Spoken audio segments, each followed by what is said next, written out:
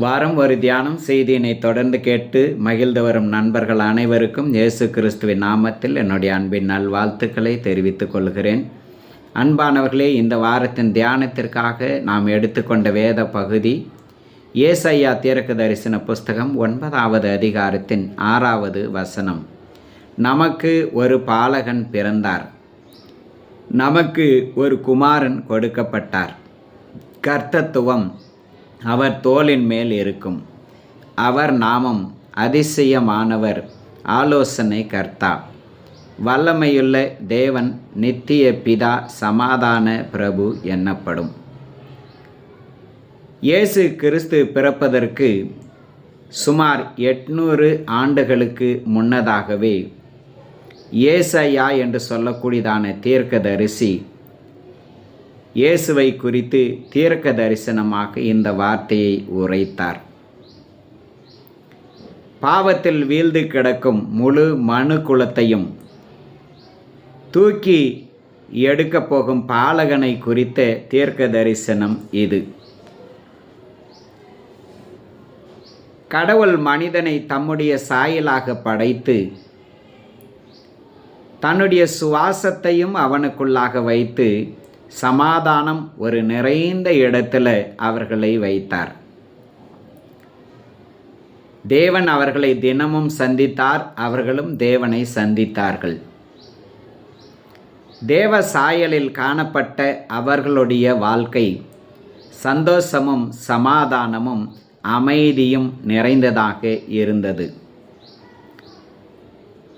ஏவாள் தனியாக இருந்தபோது சாத்தான் ஒரு நாள் அவளிடத்தில் வந்து சத்தியத்தோடு கூட சேர்த்து பொய்யையும் சொன்னான். சத்தியத்தை அறிந்திருந்த ஏவாள் சாத்தான் சொன்ன அந்த பொய்யையும் நம்ப ஆரம்பித்து தேவனுடைய கட்டளையை மீறி அவள் பாவம் செய்தாள். இப்படி பாவம் செய்தபடியினால் முழு மனுக்குலமும் பாவத்தில் வீழ்ந்து விடக்கூடியதான ஒரு நிலை ஏற்பட்டது. மனிதன் பாவம் செய்தபடியினால் தேவனை விட்டு தூரம் போனவனாக அவன் காணப்பட்டான்.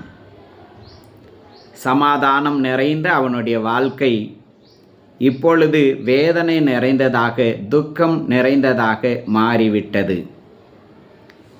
பாவம் அவனுடைய வாழ்க்கையில் இருந்த சமாதானத்தை முற்றிலுமாக அழித்து போட்டது. ஏசாயா தீர்க்க தரிசனமாக உரைத்த பாலகனாகிய இயேசு கிறிஸ்து இந்த பூமியில் பிறந்து 33.5 ஆண்டுகள் இந்த உலகத்தில் அவர் வாசம் பண்ணினார். பாவத்தினால் தேவனை விட்டு தூரம் போய் சமாதானத்தை இழந்த மனு குலத்துக்கு சமாதானத்தை கொடுக்கும்படியாக இயேசு கிறிஸ்து கல்வாரி சிலுவையில் மரித்தார் என்று வேதம் சொல்லுகிறது.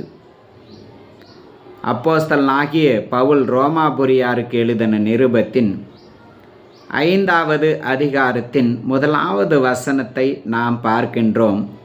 இவ்விதமாக நாம் விசுவாசத்தினாலே நீதிமான்கள் ஆக்கப்பட்டிருக்கிறபடியால் நம்முடைய கர்த்தராகிய இயேசு கிறிஸ்து மூலமாய் தேவனிடத்தில் சமாதானம் பெற்று இருக்கின்றோம்.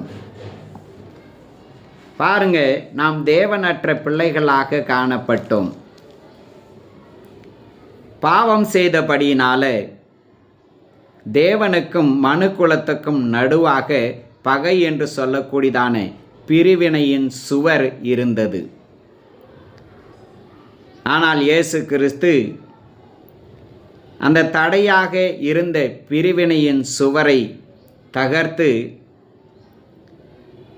அவருடைய இரத்தத்தினாலே நம்மை புதிய மனிதனாக சிருஷ்டித்து தேவனோடு கூட நம்மை சமாதானம் உள்ளவர்களாய் மாற்றிவிட்டார். பகையாக இருந்த அந்த காரியத்தை இயேசு சிலுவையில் கொன்று முழு மனு குலத்தையும் ஒரே சரீரமாக தேவனுக்கு ஒப்புரவாக்கினார். தேவனை அறியாமல் தேவனுக்கு தூரமாக இருந்த மனுக்குலத்தை தன்னுடைய பலியினாலே இயேசு கிறிஸ்து தேவனுக்கு சமீபமானவர்களாக மாற்றி சமாதானத்தை உண்டு பண்ணினார் என்று வேதம் சொல்லுகிறது. இயேசு கிறிஸ்துவின் பலியினால் நாம் தேவனிடத்தில் சமாதானத்தை பெற்று அவரோடு கூட சேருகிறதான பாக்கியத்தையும் நாம் பெற்றிருக்கிறோம் என்று வேதம் சொல்லுகிறது. பாருங்க, கொலேசீருக்கு எழுதின நிருபம் 1வது அதிகாரத்தின் 20வது வசனத்தில் நாம் எழுதப்பட்டிருக்கிறதை பார்க்கிறோம். அவர் சிலுவையில் சிந்தின இரத்தத்தினால சமாதானத்தை உண்டாக்கினாராம். இயேசு கிறிஸ்து நம்முடைய பாவங்களுக்காக சிலுவையில் மரித்து ஒரு சமாதானத்தின் வழியை உண்டு பண்ணினார். பாவத்தினால தேவனை விட்டு தூரம் போயிருந்த மனுக்குலத்துக்கு தம்முடைய பலியின் மூலமாக இயேசு சமாதானத்தை கொடுத்து தேவனோடு கூட ஒப்புரவாக்கினார். இது முழு மனுக்குலத்துக்கும் சந்தோஷத்தை உண்டாக்கக்கூடியதான எவ்வளவு பெரிய நற்செய்தி என்பதை ஆராய்ந்து பாருங்கள். பிரியமானவர்களே, பாவத்தினால தேவனை விட்டு தூரம் போயிருந்த மனுக்குலத்தை மீட்டு எடுக்கும்படியாக இயேசு 2000 ஆண்டுகளுக்கு முன்னதாக சிலுவையில் மரித்து ஒரு சமாதானத்தின் வழியை உண்டு பண்ணினார். ஆகவே தான் ஏசாயா இயேசுவை குறித்து சொன்னபோது சமாதான பிரபு என்று அறிவித்தார். அந்த சமாதான பிரபுவை நம்முடைய வாழ்க்கையில் ஏற்றுக்கொள்ளும்படிக்கு இருதயத்தை அவருக்கு கொடுத்து ஜெபிக்கலாமா?